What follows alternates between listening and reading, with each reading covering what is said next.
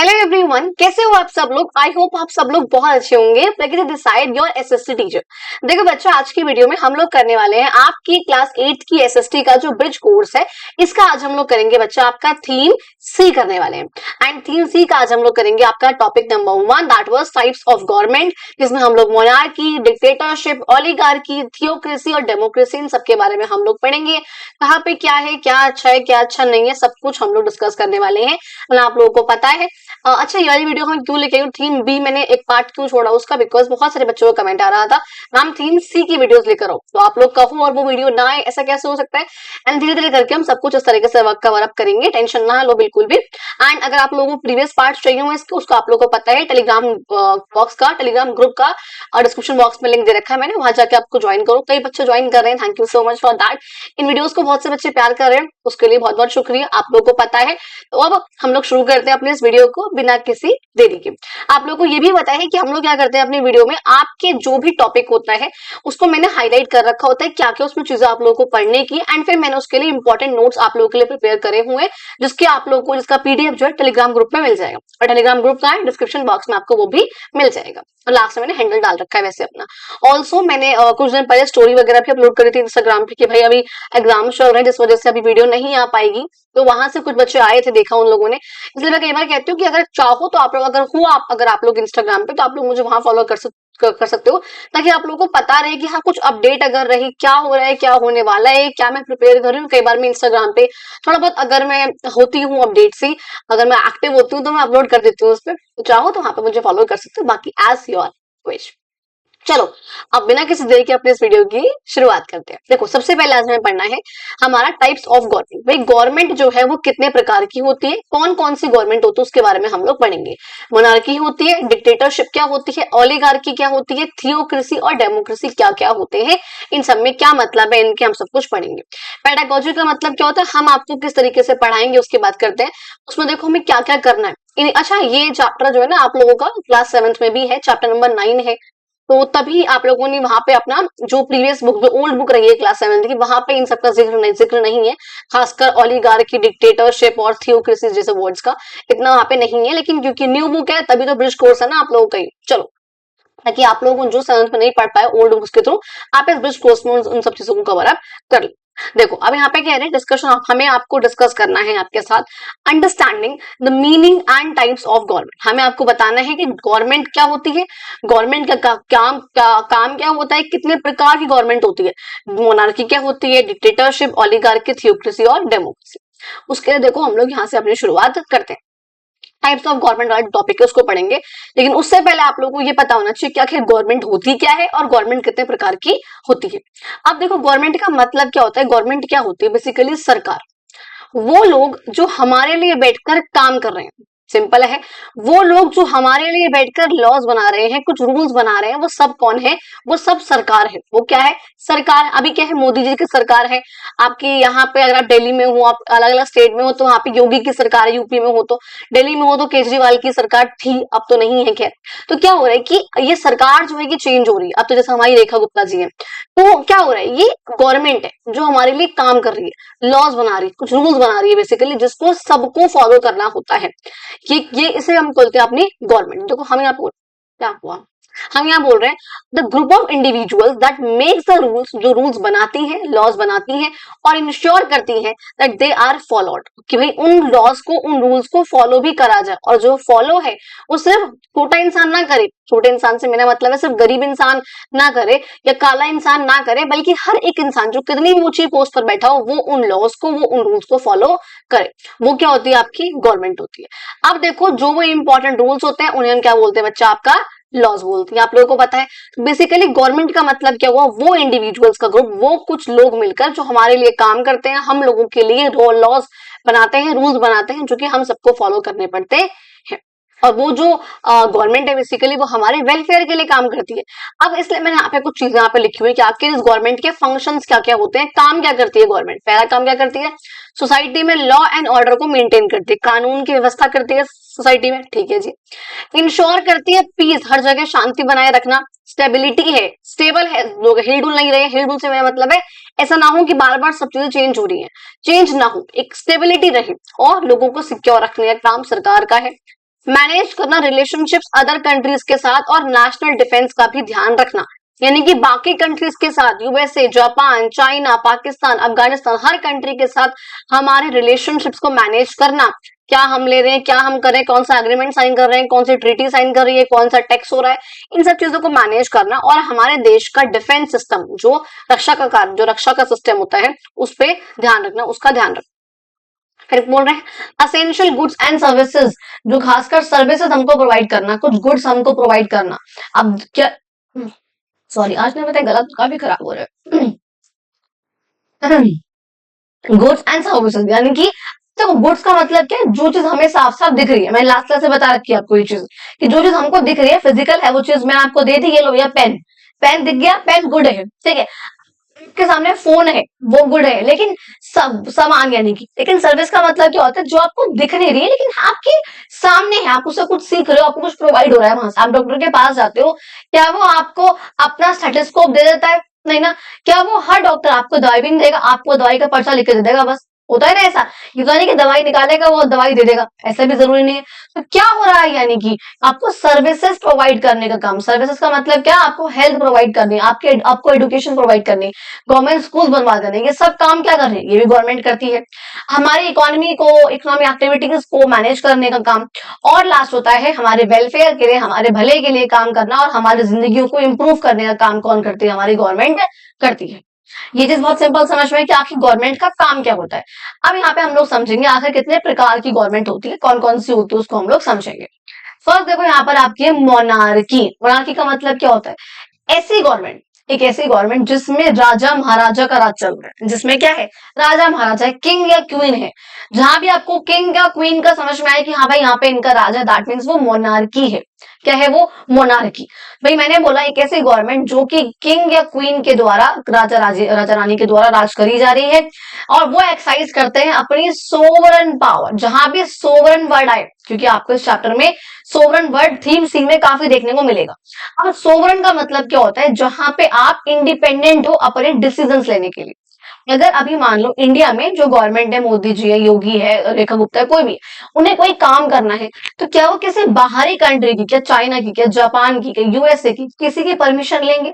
अगर उन्हें अपनी कंट्री में डेवलपमेंट करनी है, एक स्कूल बनवाना है, हॉस्पिटल बनवाना है, डैम बनवाना है, कुछ भी काम करना है, तो क्या वो बाहर किसी की परमिशन लेंगे? नहीं लेंगे। क्यों? क्योंकि हम लोग सोवरन है। हम बोलते हैं ना India is a sovereign country. क्यों? क्योंकि वो अपने डिसीजन जो है खुद ही ले सकती है, उसे बाहरी किसी कंट्री से कुछ पूछने की जरूरत नहीं है। तो ये बोल रहे हैं भैया मोनार्की, एक मोनार्की एक ऐसी गवर्नमेंट है जहां पे जो राजा है, रानी है, वो अपने डिसीजन खुद से ले सकते हैं, उन्हें किसी से पूछने की जरूरत नहीं है। ये बात किसकी करी हमने, राजा रानी की, मोनार्की की। मोनार्की जो है यूजुअली क्या होते हैं, वो हेरिडेटरी होती है। हेरिडेटरी का मतलब क्या होता है, मैंने बता रखा है, पापा के बाद बेटा, फिर उसका बेटा, फिर उसका बेटा, उसका बेटा, ये जो है सीक्वेंस चलता रहेगा। इसे बोलते हैं हम लोग हेरिडेटरी। अगर ऐसा ना हो तो होगा हमारा रिपब्लिक। जैसे आप हमारे इंडिया में क्या है बच्चा, रिपब्लिक है। रिपब्लिक का मतलब क्या, यहाँ पे जो हेड होगा वो इलेक्टेड होगा, हेरिडेटरी पोजीशन पे नहीं होगा। ठीक है जी, चलो। पता है क्या, वो आपके जो मोनार्की है वो भी एक्चुअली दो प्रकार की होती है। एक होती है एब्सोल्यूट मोनार्की और एक होती है कॉन्स्टिट्यूशनल मोनार्की। एब्सोल्यूट मोनार्की के नाम से पता लग रहा हो कि जो एब्सोल्यूट है, कोई टर्म्स एंड कंडीशंस नहीं है, कोई कुछ नहीं है, एब्सोल्यूट मोनार्की है। प्रॉपरली यहाँ पर जो है राजा या रानी का राज रहेगा, उनका कंप्लीट कंट्रोल रहेगा, वही जो है लॉज बनाएंगे, और ये भी ध्यान रखेंगे कि हर एक इंसान उन लॉज को फॉलो कर रहा है या नहीं कर रहा। और पता ही आज भी सऊदी अरेबिया में है, जो इस्लामिक वर्ल्ड है, इस्लाम का है वो, सऊदी अरेबिया में आज भी क्या है, मोनार्की है, वहां पे राजा है और वो जो है राज करता है। ठीक है, तो वहां पे वो आपकी एब्सोल्यूट मोनार्की है, हर एक पावर जो है उस किंग के पास है, उसके ऊपर उसके नीचे कोई नहीं है, सब कुछ जो है किंग के पास है। ठीक है जी। लेकिन एक होती है आपकी, that is called constitutional monarchy. अब इसका क्या मतलब होता है, तो नाम से पता लग रहा है, कॉन्स्टिट्यूशन वर्ड पहले आ रहा है और मोनार्की वर्ड बाद में है। यानी कि एक ऐसी मोनार्की है जिसमें कॉन्स्टिट्यूशन उससे ऊपर है। यानी कि अगर राजा या रानी है भी, क्योंकि देखो मोनार्की है तो ऑब्वियसली बात है राजा या रानी में से कुछ ना कुछ तो होगा, लेकिन ये है, लेकिन इससे ऊपर आपका कॉन्स्टिट्यूशन है। यानी कि ये लोग जो भी काम करेंगे वो कॉन्स्टिट्यूशन के लिमिट्स में रहकर करेंगे, उसे बोलते हैं हम लोग बच्चा आपका कॉन्स्टिट्यूशनल मोनार्की। एक ऐसी गवर्नमेंट है जहां पे जो पावर है मोनार्क वगैरह की वो लिमिटेड है, कॉन्स्टिट्यूशन के द्वारा एक संविधान है उनके पास जिससे वो लिमिटेड पावर्स एक्सरसाइज करते हैं। अब देखो हमने यहाँ बात करी है आपकी कौन सी कंट्री को हमने यहाँ पे लिया था, हमने लिया था ब्रिटेन को भी स्पेशली। ब्रिटेन में ऐसा होता है जैसे वहां पे चार्ल्स थर्ड है, किंग चार्ल्स थर्ड, तो वहां पर क्या है कॉन्स्टिट्यूशन वहां पर भी है ब्रिटेन वालों को, जो यूके है, यूके इंग्लैंड वगैरह जो भी है, ठीक है, तो वहां पे जिसे हम बोलते हैं यूनाइटेड किंगडम बोलते हैं ना इसको, क्या बोलते हैं इसको, यूनाइटेड किंगडम, वहां पर ये है। अच्छा अब इसमें क्या है जो राजा होता है ना, बस प्रॉब्लम क्या होती है वहां, मतलब सीन क्या होता है यहाँ पे, क्योंकि एब्सोल्यूट मोनार्की है जो कि प्रॉपर तरीके से मोनार्क था, किंग है, जो बातें मानी जा रही है, जो लॉ बना रहा है किंग बना रहा है, इससे ऊपर कोई नहीं है। लेकिन कॉन्स्टिट्यूशन मोनार्की में क्या होता है, किंग तो है लेकिन किंग के पास ना बस नॉमिनल पावर्स यानी कि बस थप्पा लगाने वाली पावर्स है कि हाँ जी मैं हूं, लेकिन जो मेन काम है वो कौन करती है, आपकी इलेक्टेड गवर्नमेंट करती है, जो आपका पार्लियामेंट है। समझ में आया? तो ये आपका होता है यहाँ पर कॉन्स्टिट्यूशनल मोनार्की, क्योंकि यहाँ पर इसकी पावर लिमिट कर दी गई है। एक्चुअल काम कौन कर रहा है, जो इलेक्टेड गवर्नमेंट है, दैट इज कॉल्ड पार्लियामेंट। ठीक है, जो ये बात कर रही हूँ, ब्रिटेन में है ऐसा, ऑस्ट्रेलिया में है, कनाडा वगैरह में भी ऐसा है। ये समझ में आया आपका मोनार्की क्या हुआ, और नेक्स्ट आपका अब मोनार्की पढ़ा है। मोनार्की के दो प्रकार कौन से हुए, एब्सोल्यूट और आपका कॉन्स्टिट्यूशनल मोनार्की। नेक्स्ट बात करूं बच्चा अगर मैं डिक्टेटरशिप की, वो क्या होता है, एक ऐसी गवर्नमेंट है जहां पे एक पर्सन या तो एक ही इंसान होगा या एक ग्रुप होगा, छोटा सा 4-5 जनों का ग्रुप होगा, वो पोजेस करेगा एब्सोल्यूट पावर, यानी कि उसके पास सारी की सारी पावर होगी उस कंट्री के लिए लॉस बनाने की, उस कंट्री के लिए काम करने की, सब कुछ जो है वही होगा। उसके पावर्स पे लिमिट लगाने का कुछ भी जुगाड़ नहीं है, आप उसकी पावर्स पे कोई लिमिट नहीं लगा सकते हो किसी भी कॉन्स्टिट्यूशन या किसी भी लॉ के द्वारा, किसी भी कानून के द्वारा। सारी के सारी जो सोल पावर है, अल्टीमेट पावर है, वो उस एक पर्सन के पास जो इंडिविजुअल है, या फिर क्या पता ग्रुप हो 4-5 जनों का, उसके पास सारी की सारी पावर होती है, और आप कॉन्स्टिट्यूशन के थ्रू उस पर कोई भी लिमिट नहीं लगा सकते।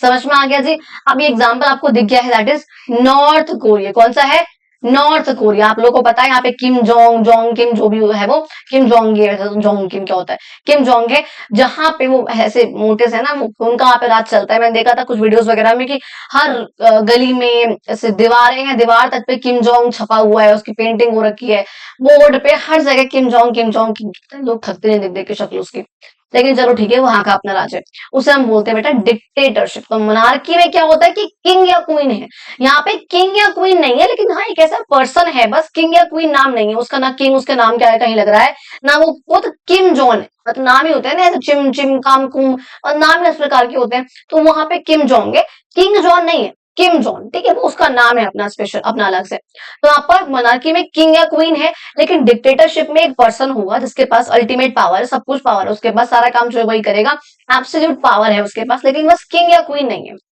अच्छा, हमने बोला भैया 20th सेंचुरी में ना, मतलब आप लोगों ने पढ़ा हुआ है, आगे पढ़ोगे, हिटलर वगैरह के बारे में कभी नाम सुना होगा, जर्मनी में काफी रहा था ये, तो उसका यहाँ पे काफी सीन था। तो उन्होंने बहुत 20th सेंचुरी में, अगर 20th सेंचुरी वर्ड बोल रही हूँ उसका मतलब क्या है, 1900 से लेकर के 1999 तक की बात मैं कर रही हूँ, ठीक है, राउंड ऑफ करके मान लो 2000 तक की, ठीक है, तो तब से लेकर के ये जो 100 साल जो बीच के रहे हैं उसकी बात मैंने यहाँ पर करी है। अच्छा, तो यहाँ पे काफी ज्यादा इस टाइम पे डिक्टेटर्स जो अलग अलग कंट्रीज में आए थे, जैसे कि आपको एग्जांपल दिया, हिटलर का एक अमीन है, एक अलग अलग पर्सन से। अब बात करते हैं नेक्स्ट हम ओलिगार्की क्या होता है। ओलिगार्की का मतलब होता है बेटा जहां पर एक ऐसी जगह जहां पे कुछ बहुत पैसे वाले लोग हैं, या बहुत इन्फ्लुएंशियल, बहुत बहुत ज्यादा पॉलिटिकल पावर है उनके पास, ऐसे कुछ लोग हैं, उन्होंने यहाँ पर जो है सारे डिसीजन लेने का फैसला ले रखा है कि वही जो है सारे के सारे डिसीजन लेंगे, उन्हीं की जो है गवर्नमेंट चलेगी, दैट इज कॉल्ड ओलिगार्की। यानी कि जहां पर छोटा सा ग्रुप है लेकिन वो पावरफुल ग्रुप है। पावरफुल कैसे, या तो वेल्दी है काफी, या फिर बहुत इन्फ्लुएंशियल है, कोई पॉलिटिकल ग्रुप है, कुछ भी उस टाइप का, तो वो लोग है जहां पर वो लोग इंपॉर्टेंट डिसीजन लेते हैं, लॉज बनाते हैं, रूल्स बनाते हैं, कंट्री को संभालते हैं, उसे हम बोलते हैं आपकी ओलिगार्की। तो जहां पे किंग या क्वीन है वो कौन सा, वो मोनार्की। जहां पे वेल्दी लोग हैं, जहां पे वेल्दी लोग है, इन्फ्लुएंशियल है, पैसे वाला है, तो वो कौन है आपका ओलिगार्की। और जहां पे एक पर्सन है जो इसके पास बहुत पावर्स है, दैट इज कॉल्ड डिक्टेटरशिप। अच्छा, आप देखो नेक्स्ट बात करते हैं बच्चा हम लोग थियोक्रेसी। ये क्या होता है, अब थियो का मतलब भी होता है रिलीजन, इसका मतलब क्या होता है, रिलीजन। देखो बोल रहे एक ऐसी गवर्नमेंट है जहां पे जो कंट्री है वो रूल करी जाती है by the rules of religion and religious leaders, यानी कि जहां पे एक जो भी रिलीजन है भाई उस कंट्री का वो ऑफिशियल रिलीजन है और उस रिलीजन के बेसिस पे इस कंट्री में राज करा जाता है, इस कंट्री पे राज किया जाएगा। मान लो वहां का अगर हिंदू है तो हिंदुइज्म पे का लोग हैं वो राज करेंगे, अगर वहां का ऑफिशियल रिलीजन मुस्लिम है इस्लाम है यानी कि, तो वो जो लोग हैं वो राज करेंगे, उनके ही लॉज होंगे, उनके ही रूल्स होंगे, अपने तो कुछ रिलीजियस लीडर्स वहां पे राज कर रहे हैं, दैट इज कॉल्ड आपका थियोक्रेसी। ठीक है, यानी कि एक ऐसी गवर्नमेंट है जहां पे जो रिलीजन है कोई उसके रूल से राज करा जा रहा है, उसके लोग यहाँ पे राज कर रहे हैं। तो जहां पे रिलीजन वर्ड आ गया, रिलीजन का मतलब क्या हो गया आपका थियोक्रेसी। जैसे ईरान का एग्जांपल दिया गया था, वहां पे क्या होता है कि कॉन्स्टिट्यूशन है वहां पर वो इस्लाम के उस पर ही बेस्ड है, सब कुछ काम जो है उसी से चलता है। इस्लाम जो है ईरान का ऑफिशियल रिलीजन भी है और फिर जो सुप्रीम लीडर है ईरान वाला जो लीडर है रिलीजियस का इस्लाम का, उसी को जो है मानते हैं, वही जो है सारे का सारे काम करता है, ये सब यहाँ बताया हुआ है। तो ये समझ में आया। लास्ट देखो नेक्स्ट हम लोग बात करते हैं डेमोक्रेसी, आखिर ये क्या होता है।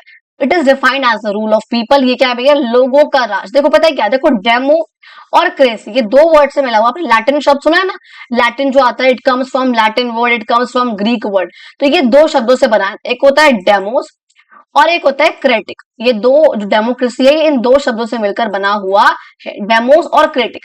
डेमोस का मतलब होता है बेटा पीपल और क्रेटिक का मतलब होता है बच्चा रूल। डेमोस और रूल, पीपल रूल, यानी कि इसलिए हम बोलते हैं कि डेमोक्रेसी का मतलब है पीपल्स रूल, जहां पर लोगों का राज चल रहा हो।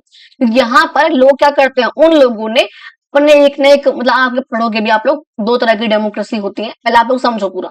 तो डेमोक्रेसी हुआ हमारा ये जहां पे हमने बोला है भैया लोगों का राज चल रहा है, जैसे आपके इंडिया में है, यहाँ पे क्या है भैया, लोगों का राज है। अच्छा, जहां पे लोग क्या करते हैं, अपने रिप्रेजेंटेटिव को इलेक्ट करते हैं वोटिंग के थ्रू उन पे राज करने के लिए। देखो क्या बोल रही हूं मैं, अगर मैंने ये बोला भैया लोगों का राज चल रहा है, दैट मीन्स क्या, क्या हम सब लोग बैठकर पार्लियामेंट में या असेंबली में जाके बैठ के डिसीजन लेते हैं? नहीं, सब ऐसा नहीं करते।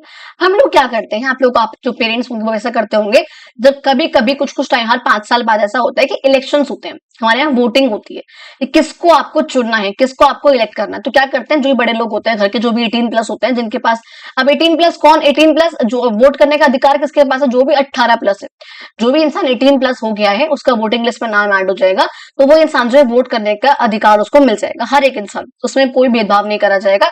इसे हम लोग बोलते हैं आपका यूनिवर्सल अडल्ट फ्रेंचाइज। एक बार लिख देती हूँ, इसे हम लोग बोलते हैं यूनिवर्सल अडल्ट फ्रेंचाइज, कि जब एक सर्टेन एज पे पहुंचने के बाद आप सबके पास वोटिंग का अधिकार हो जाए, आप सब वोट कर सको, उसे आप बोलते हो यूनिवर्सल अडल्ट फ्रेंचाइज। ये हो जाता है। अब यहाँ पे क्या हो रहा है कि आप लोगों ने क्या करा, अब सबके सब जो करोड़ों लोग हैं इंडिया में इस टाइम पे, क्या वो सब लोग बैठ के लॉ बना सकते हैं? नहीं बना सकते, क्योंकि गवर्नमेंट का काम क्या है, लॉ बनाना। भाई मोनार्की में किंग या क्वीन ने बनाया, डिक्टेटरशिप में उस डिक्टेटर जो बना एक पर्सन या ग्रुप ऑफ इंडिविजुअल उसने बनाया, थियोक्रेसी में जो कुछ रिलीजन को मानते हैं लोग, एक पर्टिकुलर रिलीजन है, ऑफिशियल रिलीजन है, उसके लीडर्स ने बनाया। और हमने एक और क्या पढ़ी थी अभी, एक थियोक्रेसी हो गया मोनार्की, ओलिगार्की में जो पैसे वाले लोग हैं उन लोगों ने बनाया। अब डेमोक्रेसी में लॉ तो यहाँ बनेगा, भाई लॉ तो यहाँ भी बनना है ना। अच्छा, अब यहाँ पे लॉ कौन बनाएगा, जिन लोगों को आप चुन रहे हो, क्योंकि आप सब करोड़ों लोग हैं, क्या एक जगह बैठ के लॉ बना सकते हैं? नहीं बना पाएंगे। तो क्या करोगे आप लोग, एक जगह में जो रहते हो अपने बिहाफ पर किसी इंसान को चुनोगे, यहाँ आपने चुन लिया, जो कि आपके बिहाफ पर जाएगा और पार्लियामेंट में बैठकर लॉ बनाएगा। इसे आप लोग बोलते हो रिप्रेजेंटेटिव डेमोक्रेसी। क्यों? क्योंकि आपने सबने मिलकर अपना एक रिप्रेजेंटेटिव आपने चुना है, जो कि आपके बिहाफ पर बैठकर वहां पे पार्लियामेंट में लॉ बनाएगा। और इसे हम लोग बोलते हैं आपकी रिप्रेजेंटेटिव या फिर इनडायरेक्ट डेमोक्रेसी। क्या बोलते हैं बच्चा, रिप्रेजेंटेटिव या फिर इनडायरेक्ट डेमोक्रेसी। अच्छा, ये तो हो गया इनडायरेक्ट। एक होती है आपकी डायरेक्ट डेमोक्रेसी। अब डायरेक्ट कौन सी होगी, जहां पे आप सब लोग खुद मिलकर बैठ के लॉ बना रहे हो, आपने किसी को चुना नहीं है लॉ बनाने के लिए, उसे आप बोलोगे डायरेक्ट डेमोक्रेसी। अब वो क्या होगी, इंडिया में ये मात्र ग्राम सभा, एक ऑर्गेनाइजेशन जो होती है ना ग्राम पंचायत से ऊपर जो होती है, सिर्फ और सिर्फ वहां होती है ये, जहां पे आप किसी को चुनते नहीं हो, जहां पर भी, ठीक है, आप लोग खुद यहाँ बैठते हो, कुछ जो भी लोग होते हैं उस सभा के वो बैठेंगे, जो भी अडल्ट हैं 18+ हैं, वो सब बैठ के जो है लॉ बनाएंगे। ठीक है, इसे आप बोलते हो डायरेक्ट डेमोक्रेसी। और ये कहाँ पॉसिबल हो पाएगी डायरेक्ट वाली, जहां पे पॉपुलेशन बहुत कम है। आप सोचो अगर पॉपुलेशन लाखों है, हजारों है, इतने ज्यादा है, तो कैसे जो है इतने सारे जो लोग हैं वो एक साथ बैठ के जो है लॉ बना पाएंगे। वहां पर जहां पे पॉपुलेशन ज्यादा है वहां पे होती है आपकी इनडायरेक्ट डेमोक्रेसी। समझ में आ गई वाली चीज। अब डेमोक्रेसी क्या है वो समझ में आ गया, जहां पे आपने किसी को चुना है, इलेक्ट करा है आपने अपने रिप्रेजेंटेटिव को, आपने वोटिंग के थ्रू उनको चुना है ताकि वो आप पे राज कर सके, आपके बिहाफ पे पार्लियामेंट में बैठ के लॉज वगैरह बना सके। ठीक है, अब ये समझ में आ गया। तो हमने ये पढ़ लिया कि मीनिंग क्या है इनके और टाइप्स क्या है गवर्नमेंट के, सब हमने डिस्कस कर लिया। नेक्स्ट देखो कह रहे हैं प्रमोट करना है हमें स्टूडेंट्स को बीच में the role of people in the different forms of government की। अब यहाँ पे जो हमने गवर्नमेंट पढ़ी है इतनी सारी, चाहे मोनार्की है, चाहे डिक्टेटरशिप है, चाहे ओलिगार्की है, थियोक्रेसी, डेमोक्रेसी वगैरह, इन सब में लोगों का रोल क्या है और फिर हमें उसको आज से रिलेट भी करना है। जैसे हमने देखा था ना, एब्सोल्यूट मोनार्की है सऊदी अरेबिया में, ठीक है, कॉन्स्टिट्यूशनल मोनार्की है हमारी यूके में, हमने देखा जापान में है, भूटान में है, इंडिया में आपकी डेमोक्रेसी है, यूएसए में डेमोक्रेसी है। तो अब यहाँ पे लोगों का रोल क्या होता है इन सब गवर्नमेंट में, अब उसको हम लोग पढ़ेंगे। ठीक है, चलो डिफरेंट कलर का हम लोग यूज कर लेते हैं। कहते हैं रोल ऑफ पीपल की बात करिए, उसमें देखो आप फर्स्ट मैंने बोला एब्सोल्यूट मोनार्की में जो कि आपकी सऊदी अरेबिया में थी, उसमें लोगों का रोल क्या होगा, क्या लगता है कुछ रोल होगा यहाँ पे? जब मोनार्की है, किंग या क्वीन को ही लॉ बनाना है, इलेक्शन होने नहीं है जो इलेक्ट करके हम चुने उसको, सारा काम किंग या क्वीन को करना है, तो यहाँ पे क्या लोगों का कोई रोल होगा? नहीं होगा। तो बोल रहे भाई यहाँ पे लोगों का कोई रोल नहीं है, लिमिटेड पावर है या फिर कोई पॉलिटिकल पावर उनके पास है ही नहीं बेचारों के पास। अच्छा जी, लेकिन जहां पे कॉन्स्टिट्यूशनल मोनार्की है वहां पे क्या था कि मोनार्क तो है किंग या क्वीन, जैसे आपका किंग चार्ल्स है थर्ड, उसका ब्रिटेन वगैरह का, लेकिन क्या है वहां पर मेन काम कौन कर रहा है? आपकी पार्लियामेंट कर रही है, क्योंकि इस किंग का रोल काफी कम कर रखा है। इससे ऊपर कौन है? कॉन्स्टिट्यूशन है इससे ऊपर, जिसके थ्रू जो है ये काम करते हैं, जिसके बिना परमिशन के, मान लो एग्जाम्पल के लिए मान लो अगर आप कोई किंग है, अगर वो सिर्फ मोनार्की है, एब्सोल्यूट मोनार्की है, उसका मन करा किंग का, उसने क्या लाके बोल दिया भाई मेरे कंट्री में कोई भी काले कपड़े नहीं पहने, मेरी कंट्री में 4 लोगों के इकट्ठा होकर बात करने का अधिकार नहीं है। अब ये तो उसने बोल दिया, अगर किंग ने बोला मानना पड़ेगा आपको, वो है एब्सोल्यूट मोनार्की। लेकिन जहां पर आपकी कॉन्स्टिट्यूशन मोनार्की है वहां पर क्या है? किंग ने ये बोला है, अच्छा जरा एक बार कॉन्स्टिट्यूशन उठा के देख ले भाई, उसमें लिखा है साफ साफ हम लोगों के पास इक्वालिटी है, हम लोगों के पास फ्रीडम है, हम चाहे जो पहने, जहां जाए, जितने भी लोग इकट्ठे हो, तुम हमको नहीं रोक सकते हो। तो यहाँ पे जहां पे किंग की पावर्स को लिमिट करने के लिए कॉन्स्टिट्यूशन है, वहां पे क्या आपकी कॉन्स्टिट्यूशनल मोनार्की, जैसे यूके में है, जापान वगैरह में है यहाँ पे। अब यहाँ पे जो लोगों का रोल है वो क्या होता है? सिटीजन यहाँ पे ऑब्वियसली बात है जो पॉलिटिकल प्रोसेस है उसमें पार्टिसिपेट करते हैं, अपने इलेक्शंस वगैरह करते हैं, अपने रिप्रेजेंटेटिव्स को चूज करते हैं गवर्नमेंट को फॉर्म करने के लिए, जो कि आपकी पार्लियामेंट में बैठती है और फिर लॉज वगैरह को बनाती है। इस पार्लियामेंट से नीचे जो है कौन है? आपकी मोनार्की होती है। अच्छा सॉरी मोनार्क होता है मतलब। अब इसमें सिस्टम कैसा चल रहा था हमने देखा था, जो मोनार्क की पावर है उसको लिमिट करता है कॉन्स्टिट्यूशन, ये हमने देख लिया था। आप बात करो डेमोक्रेसी की, वहां पर क्या हो रहा है भैया? आपको पता है इंडिया में, यूएसए में यहाँ पे डेमोक्रेसी ही है।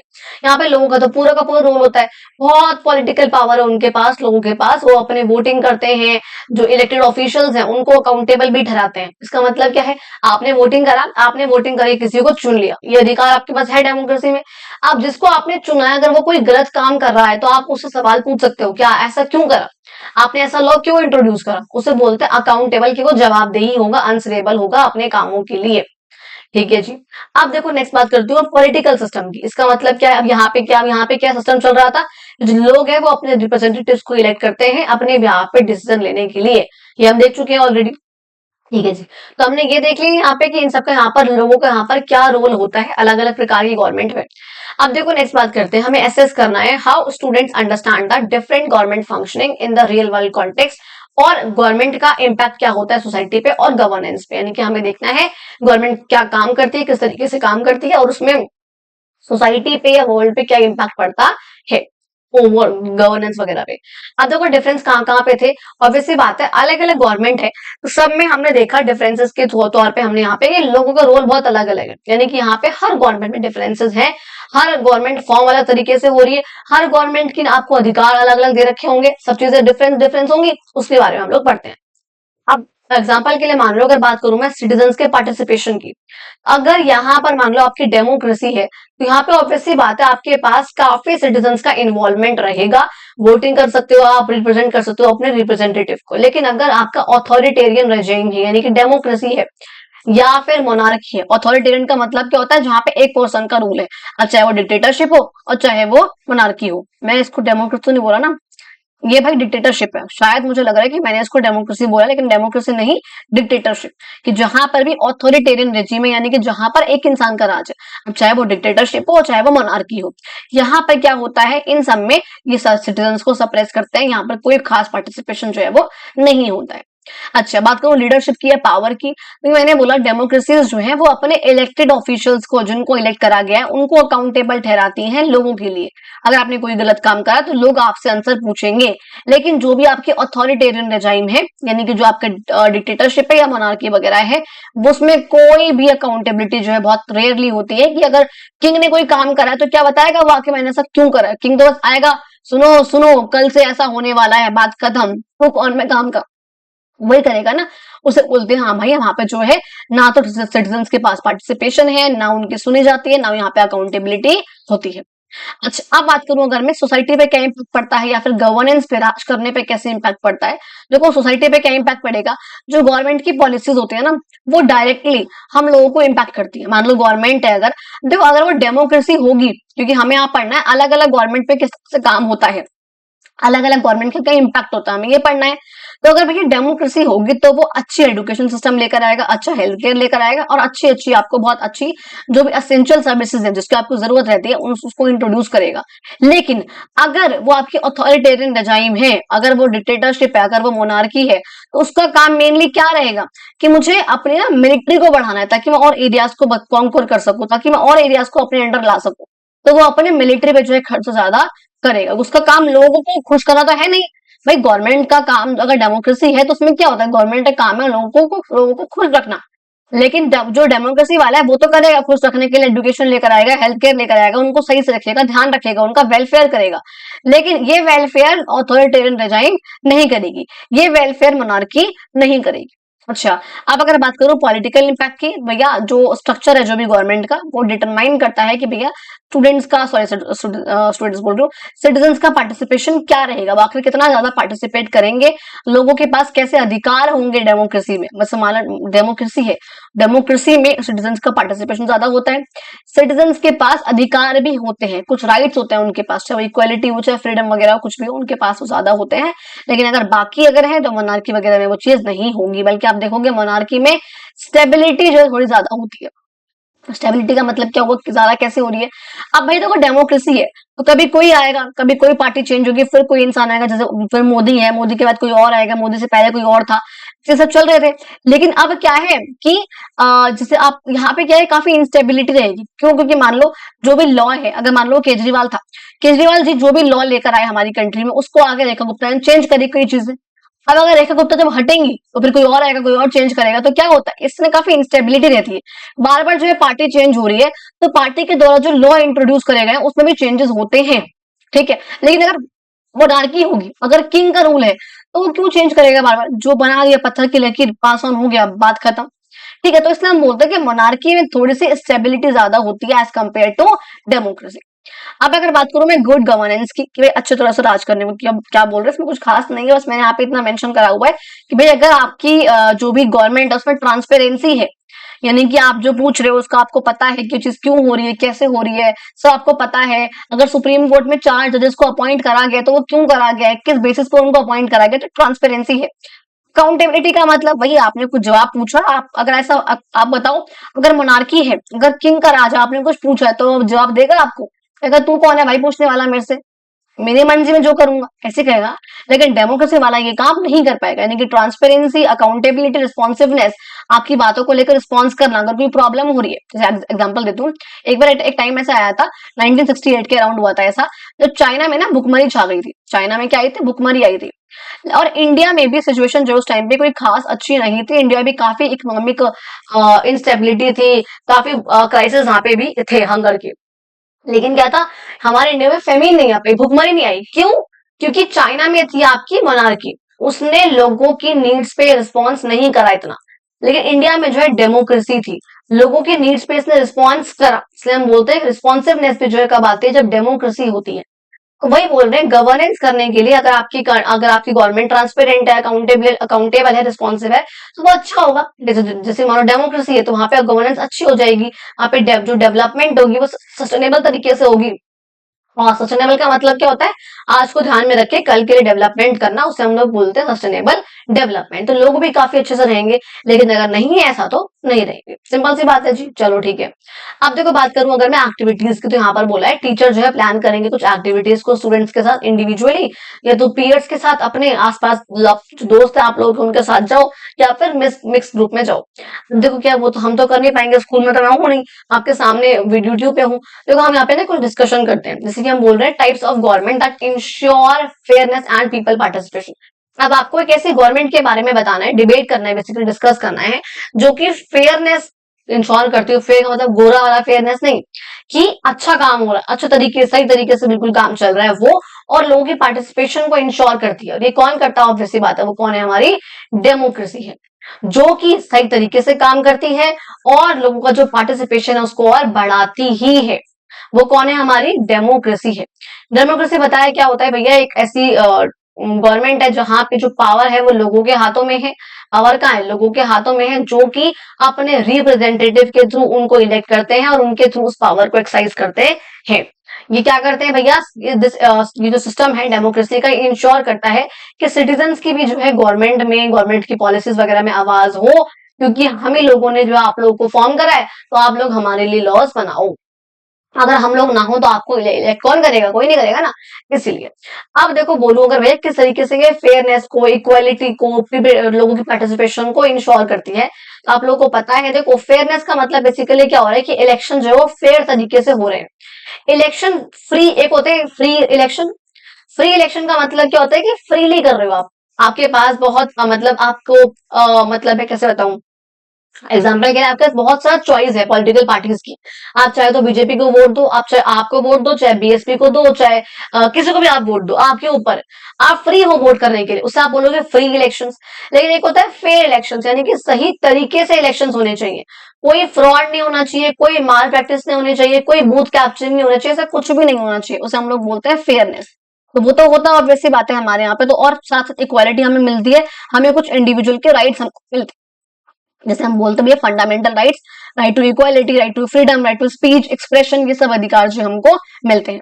अब लोगों का जो पार्टिसिपेशन है वो भी यहाँ पे होता है, क्योंकि डेमोक्रेसी में क्या होता है, एक्टिवली पार्टिसिपेट करते हैं सिटीजन जो है, वो क्या करते हैं भैया, वोटिंग करते हैं। इलेक्शन करेंगे तो वोटिंग करेंगे वो लोग, जो भी कुछ कैंपेन वगैरह होंगे उसमें पार्टिसिपेट करेंगे, स्कीम्स वगैरह पार्टिसिपेट करेंगे, डिबेट होगी, पब्लिक डिबेट में एंगेज करेंगे। तो ये सब काम जो है कहाँ पे होता है, आपका डेमोक्रेसी में होता है, यानी कि डेमोक्रेसी में लोगों का एक्टिव पार्टिसिपेशन होता है। ठीक है जी, ये बात समझ में आ गई।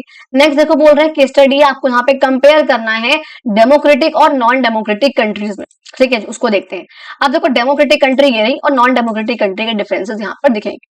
फर्स्ट मैंने बोला इसमें पॉपुलर सोवर्निटी, जो मैंने ऊपर भी आपको पढ़ाई थी, इसका मतलब क्या है कि जो पावर है वो लोगों के पास है, और जो गवर्नमेंट है उससे डिसीजन लेने के लिए किसी से पूछने की जरूरत नहीं। और यहाँ पे मेन बात क्या है, पावर जो है वो लोगों के पास है, वही लोग जो अपने लीडर्स को चुनते हैं फ्री और फेयर इलेक्शंस के थ्रू।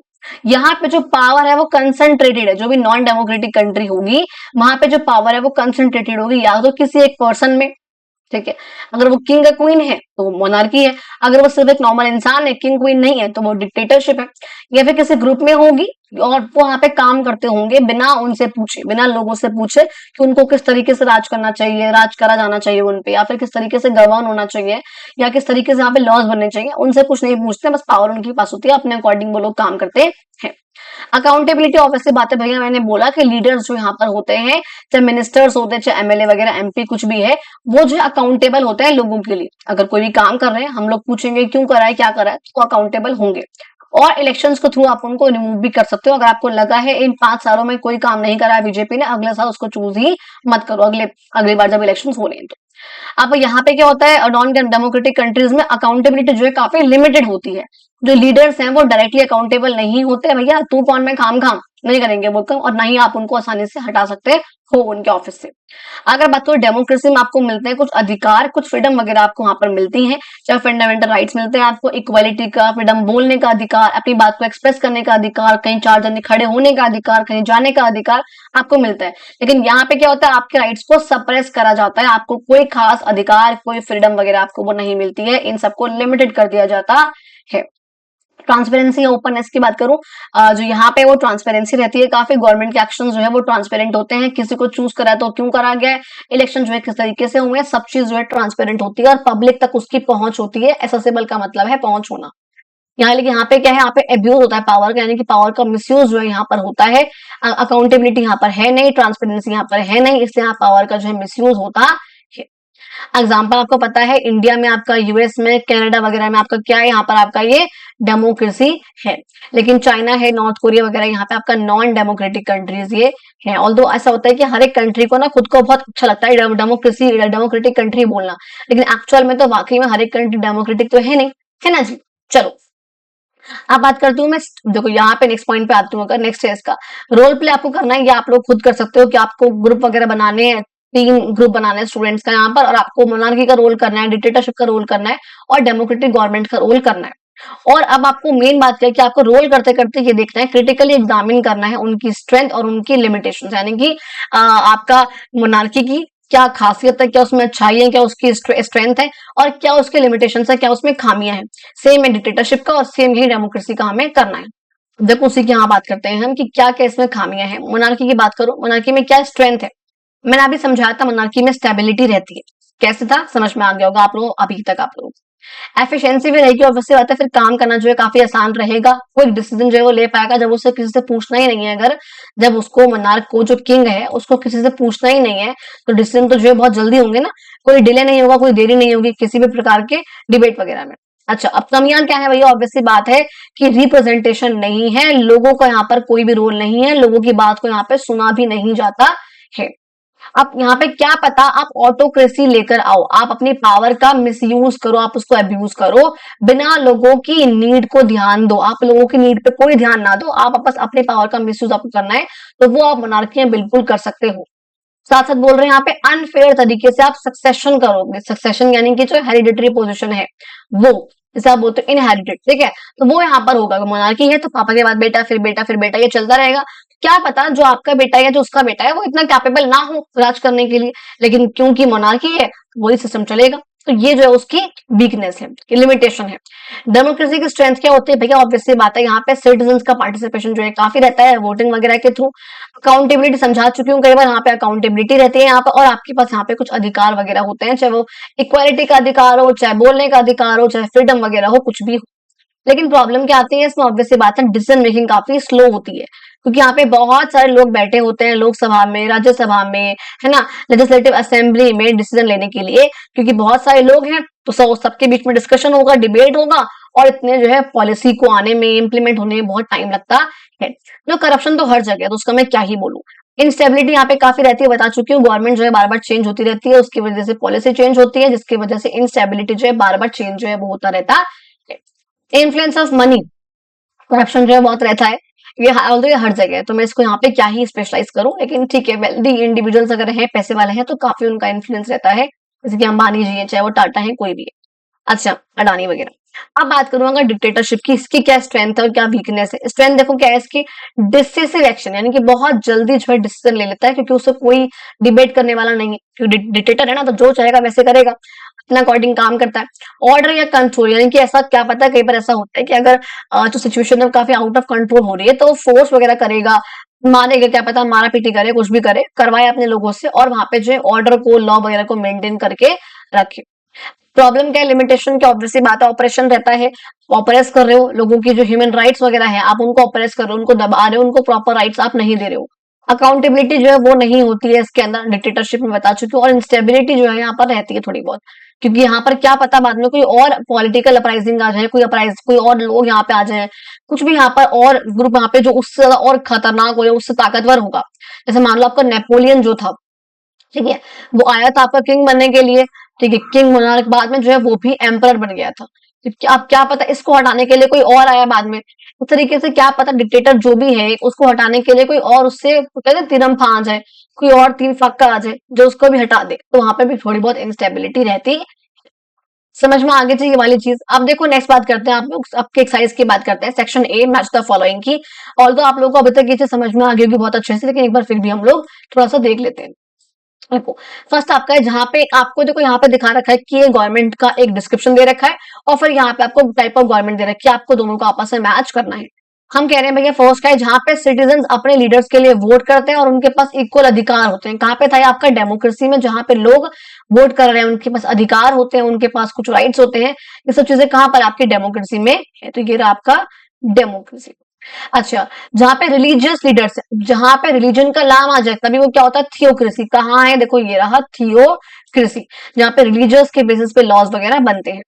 एक ग्रुप है यहाँ पर वेल्दी या इन्फ्लुएंशियल लोगों का, वेल्दी पैसे वाले, किसके अंदर थे, ओलिगार्की। देखो ये रहा आपका ओलिगार्की। अच्छा जी, कह रहे एक पर्सन के पास से सारी की सारी पावर है और क्या पता उसने वो फोर्स के थ्रू ली हो, वो क्या आपका डिक्टेटरशिप, और क्या पता इससे कोई और ले ले फोर्स के थ्रू, इसलिए इनस्टेबल भी होता है, जैसे हमने ऊपर अभी पढ़ा था। पावर जो इनहेरिटेड होती है यानी कि हेरिडिटरी पोजीशन रहती है, और किंग या क्वीन रहती है, वो कहाँ पे आपका मोनार्की के अंदर रहता है। ठीक है जी, कहाँ रहता है, मोनार्की के अंदर वो रहता है। समझ में आ गई ना ये वाली चीज, ठीक है ना, आई होप आपको क्लियर हो गया है होगा। अब मैंने हाईलाइट कर रखा है, आप यहाँ पे इसको देख सकते हो। चलो अब देखो बात करूं फिलअप वगैरह की, तो कह रहे हैं डेमोक्रेसी में सिटीजन्स के पास अधिकार होता है वोट करने का और अपने रिप्रेजेंटेटिव्स को खुद चुनने का। एक dash is a type of government where king या क्वीन रूल करते हैं, तो वो कौन सी आपकी मोनार्की ही होती है। उसके बाद देखो क्वेश्चन वन, यहाँ पे क्वेश्चन है कुछ डिस्कशन वगैरह के लिए, कहते हैं मेन डिफरेंस क्या है मोनार्की और डेमोक्रेसी में। अब देखो अभी तक हम लोग समझ गए, हमने देख लिया पीपल का पार्टिसिपेशन के थ्रू हमने देख लिया, इंडिविजुअल राइट्स के ऊपर हमने देख लिया, हमने यहाँ पे कई डिफरेंसेस देख चुके हैं ऑलरेडी, तो मैंने इसको यहाँ पे स्पेशल अलग से नहीं बनाया, आप लोगों को पता है, हम देख चुके हैं कि भैया मोनार्की में जो है क्या होता है, ऊपर हमने पॉइंट्स पढ़े हैं। यहाँ पे राइट्स वगैरह नहीं होते हैं आपके पास, यहाँ पे राइट्स होते हैं आपके पास, ठीक है। यहाँ पे जो है आपको कुछ फ्रीडम वगैरह भी दी जाती है, यहाँ पे आपको जो है फ्रीडम नहीं दी जाती है। यहाँ पे आपके पास अपने रिप्रेजेंटेटिव इलेक्ट करने का अधिकार होता है, यहाँ पे नहीं होता है। और डेमोक्रेसी में आपके पास अधिकार होता है। तो ये जो है कुछ डिफरेंस यहाँ पर होते हैं इन दोनों के बीच में। अच्छा, अब देखो नेक्स्ट बात करूं कि डेमोक्रेसी को हम ये क्यों बोलते हैं कि वो गवर्नमेंट फॉर द पीपल है, और उसी के बेसिस पे आपको कुछ इसके फीचर्स वगैरह बताने हैं और किस तरीके से इंश्योर करता है वो फेयरनेस को, इक्वालिटी को और सिटीजन्स के पार्टिसिपेशन को। देखो ये जो पॉइंट है ऊपर डिस्कस कर चुके हैं ऑलरेडी हम, कि डेमोक्रेसी किस तरीके से फेयरनेस को इशू करता है, इंश्योर करता है, फ्री एंड फेयर इलेक्शंस को, इक्वालिटी को और सिटीजन्स के पार्टिसिपेशन को, जो कि मोनार्की में नहीं होता है, डेमोक्रेसी में होता है। तो यहाँ पर जो कुछ पॉइंट्स है बेसिकली यहाँ पर, कि देखो मोनार्की, एक सेकंड रुको, जस्ट अ सेकंड, कि मोनार्की वर्सेस डेमोक्रेसी, इसमें डिफरेंस देखो क्या होगा। यहाँ पे सिटीजन्स का पार्टिसिपेशन नहीं होता है, यहाँ पे पार्टिसिपेशन होता है। यहाँ पे सिटीजन्स के पास कोई राइट नहीं है, यहाँ पे उनके पास राइट है। यहाँ पे सिटीजन जो है वोटिंग करते हैं, नहीं करते हैं, यानी कि यहाँ पे जो है वोटिंग करते हैं।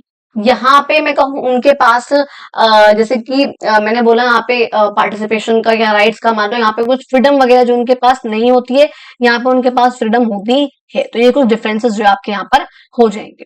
अच्छा, अब अगर बात करूं कि क्यों डेमोक्रेसी को हम ये बोलते हैं government for the people, already वो भी डिस्कस कर चुकी हूँ ऑलरेडी, और की फीचर जो है यानी कि डेमोक्रेसी के फीचर्स क्या क्या होते हैं उसके बाद भी हम लोग करेंगे। अब देखो ये तो ऑलरेडी वैसे बता चुकी हूँ मैं कि डेमोक्रेसी को हम ये क्यों बोलते हैं, कि ये फॉर द पीपल है। डेमोस और क्रेटिया, पीपल्स रूल है, लोगों के लिए काम कर रहे हैं यहाँ पर हम, जहां पे जो पावर है गवर्न करने की, राज करने की, वो अल्टीमेटली किसके पास है, वहां के सिटीजन्स के पास ही है, हम लोगों के पास ही है। पीपल्स रूल तभी कहते हैं ना, ठीक है। हम ही लोग हैं जो या तो हम लोग करेंगे डायरेक्ट डेमोक्रेसी, और डायरेक्ट हमारे यहाँ पॉसिबल नहीं है बिकॉज पॉपुलेशन बहुत ज्यादा है, इसलिए हम लोग फॉलो करते हैं आपकी इनडायरेक्ट डेमोक्रेसी, जहां पे हम अपने कुछ रिप्रेजेंटेटिव्स को चूज करते हैं हमारे बिहाफ पे डिसीजन मेकिंग में पार्टिसिपेट करने के लिए, ठीक है जी। अब बात करूं मैं फीचर्स में, क्या कि डेमोक्रेसी के फीचर्स क्या क्या होते हैं। फर्स्ट जो कई बार बता चुकी हूँ, पॉपुलर सोवर्निटी, लोगों की सोवर्निटी होती है, पावर जो है वो लोगों के पास होती है, चीख चीख के बोल रही हूँ बार बार, डेमोक्रेसी में पावर जो है वो लोगों के पास में होती है, ठीक है। अच्छा, कि गवर्नमेंट को जो है अपनी अथॉरिटी, अपनी लेजिटिमेसी कहां से मिल रही है, वो लोगों से मिल रही है। रूल ऑफ लॉ का मतलब क्या है, डेमोक्रेसी में हर एक इंसान जो है बराबर होता है। देखो इन्हीं चीजों को आप यहाँ पे यूज कर सकते हो डेमोक्रेसी वर्सेस मोनार्की करने में। मैंने बोला कि यहाँ पर डेमोक्रेसी में सोवर्निटी, पॉपुलरिटी किसके पास होती है, लोगों के पास होती है, मोनार्की में ऐसा नहीं होता। अच्छा जी, हमने बोला रूल ऑफ लॉ में कि भैया डेमोक्रेसी में हर एक इंसान जो है कानून की नजर में बराबर होता है, उसके पास कुछ अधिकार वगैरह, कुछ फ्रीडम वगैरह वो होती है। लेकिन जो आपका मोनार्की है वहां पे कोई अधिकार, कोई इक्वालिटी, कोई फ्रीडम ऑफ स्पीच, अपनी बात को बोलने का अधिकार, या जो रिलीजन आप चाहो वो अपनाने का अधिकार, या प्रेस यानी कि जो सोशल जो मीडिया है अपनी बात को रखने का अधिकार, एक वो मोनार्की में नहीं होता, लेकिन डेमोक्रेसी में वो होता है। इलेक्शन जो है वो डेमोक्रेसी में ही होते हैं, फ्री तरीके से और फेयर। फ्री का मतलब क्या, चॉइसेस बहुत सारी है, और फेयर का मतलब क्या, फ्रॉड नहीं हो रहा है कोई भी।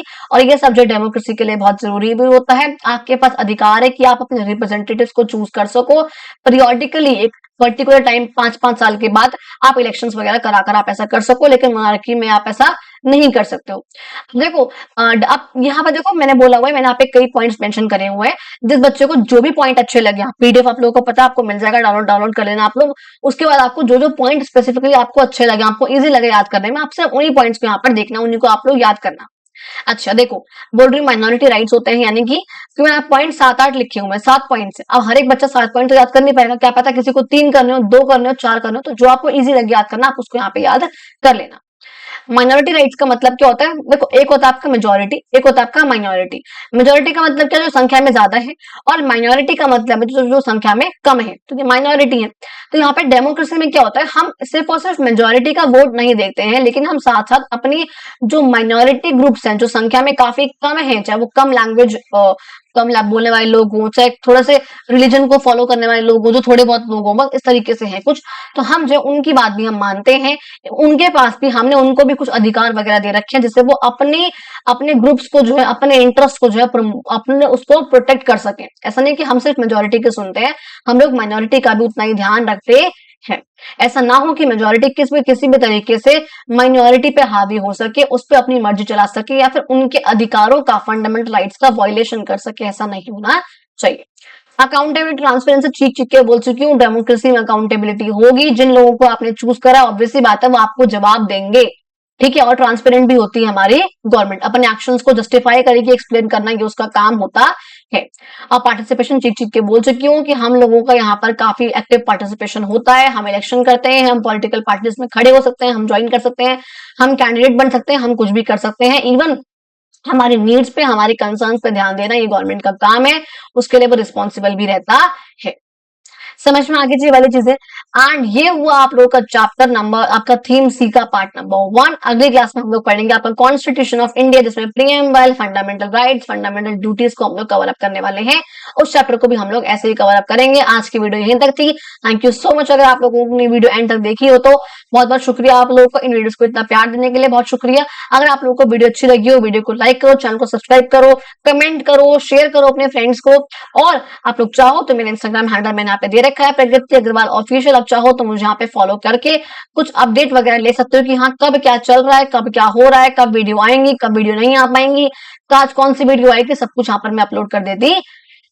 Thank you so much and thank you so much. मिलते हैं अपनी अगली वीडियो में।